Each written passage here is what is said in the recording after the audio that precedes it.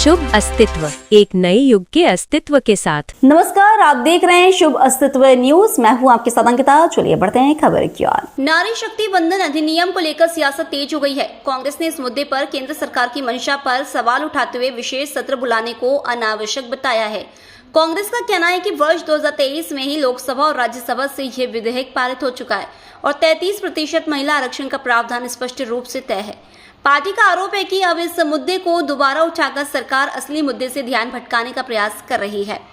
कांग्रेस नेताओं के अनुसार जब संसद में 543 सीटों के आधार पर महिला आरक्षण का बिल पास हो चुका है और राष्ट्रपति की मंजूरी भी मिल चुकी है, तो फिर विशेष सत्र बुलाने की क्या जरूरत है।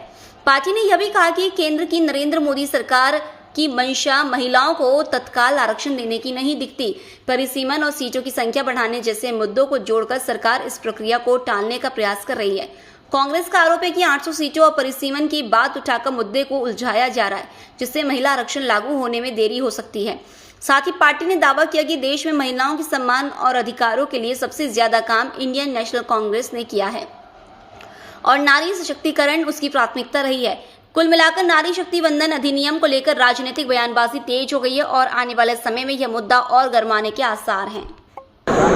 पहली बात तो ये है कि ये विशेष सत्र बुलाने की आवश्यकता मुझे तो नहीं लगता और ना मेरी पार्टी को लगता है कि ये कोई उचित समय है। जब लोकसभा में ये बिल जो है आया तो ये 2023 में राज्यसभा लोकसभा से ये बिल पारित हो चुका है और मूल स्वरूप में 33% आरक्षण जो संसद के अंदर जो 543 संसद सदस्य हैं उनके आधार पे ये बिल पास हो चुका है। महिला शक्ति वंदन जो है और राष्ट्रपति जी का उसमें हस्ताक्षर, महामहिम राष्ट्रपति जी का हस्ताक्षर भी हो चुका है। फिर आखिर क्या कारण है कि 2026 में उसके बदले हुए स्वरूप में केंद्र की श्री मोदी जी की सरकार लेकर आ रही है और जब हमें लग रहा है कि इसके पीछे सरकार की मंशा कुछ और है, महिलाओं का आरक्षण देने की मंशा कहीं से नजर नहीं आ रही है।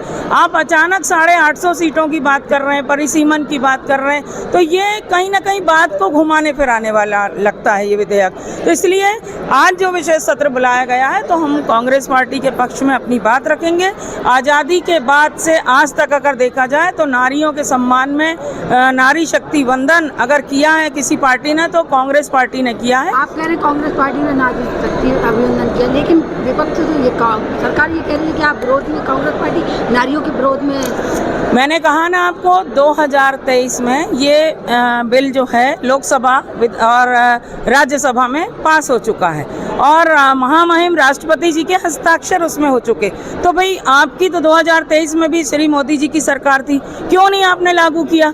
अभी आप लोकसभा में जो विधेयक लेके आ रहे हैं उसमें आप कह रहे हैं कि 850 सीटें होंगी और 850 सीटों के आधार पर हम आरक्षण देंगे। आप मूल स्वरूप में जो वर्तमान में जो संख्या है उसके आधार पे आप आरक्षण क्यों नहीं दे रहे हैं? और अगर नहीं दे रहे हैं तो आपकी मंशा कहीं ना कहीं जो है वो उचित नहीं लगती और ऐसा नहीं लगता कि आप नारियों के सम्मान में आप ये अधिनियम लेकर आए और महिलाओं का अधिकार आरक्षण के रूप में आप देना चाहते हैं। महिलाएं बहुत ही उत्साह में है क्योंकि महिलाओं को इससे मजबूती मिलेगी और महिला अपनी बात उचित मंच पर रख पाएगी। इसलिए महिलाओं को आगे बढ़ाने का काम माननीय प्रधानमंत्री जी ने किया है। हम देख रहे हैं नगर पंचायत हो या नगर निगम में एक दिन का विशेष सत्र बुलाया, आज विधानसभा में बुलाया गया है। जी, जिस प्रकार से कांग्रेस के लोगों ने इस बिल का विरोध किया है उसमें निंदा प्रस्ताव भी पारित होगा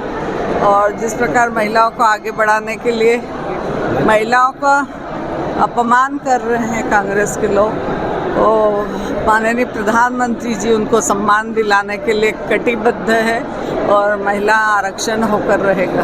तो देखिए हमने देखा नारी शक्ति अधिनियम का जो भारत सरकार में, मध्य प्रदेश सरकार में प्रस्ताव आया था, कांग्रेस और उनके सहयोगी सदस्यों ने उस पर आरक्षण पर जो विरोध किया है और उस प्रस्ताव को निरस्त करवाया है, उसी के संबंध में आज एक दिवसीय जो सदन चल रहा है उसकी दर्शक दीर्घा में बैठकर और हम सब महिलाएं साक्षी बनना चाहते हैं कि यहाँ पर जो सदन में चर्चा होगी उसकी साक्षी बनना चाहिए। बड़ी मात्रा में महिलाएं भी आई हैं, किस तरीके से? निश्चित ही सभी महिलाएं देखना चाहती हैं कि भारतीय जनता पार्टी की सरकार चाहे मध्य प्रदेश में हो या देश में हो, महिलाओं को आरक्षण देकर और महिलाओं का सम्मान करना चाहती है।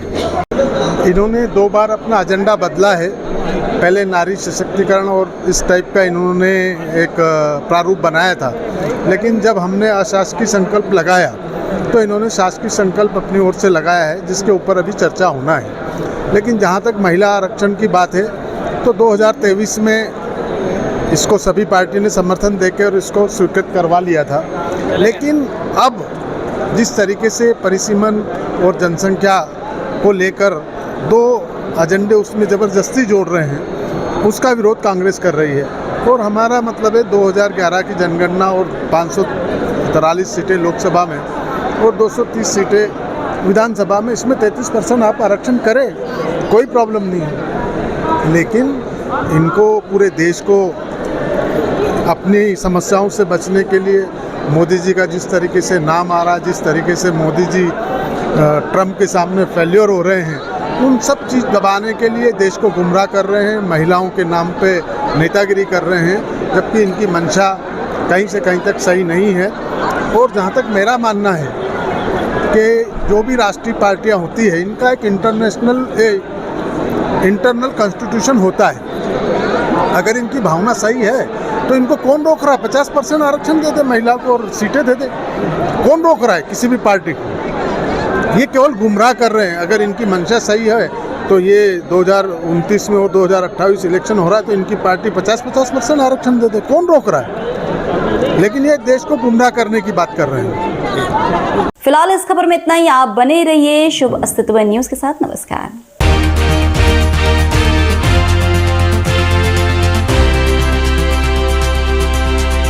शुभ अस्तित्व, एक नए युग के अस्तित्व के साथ।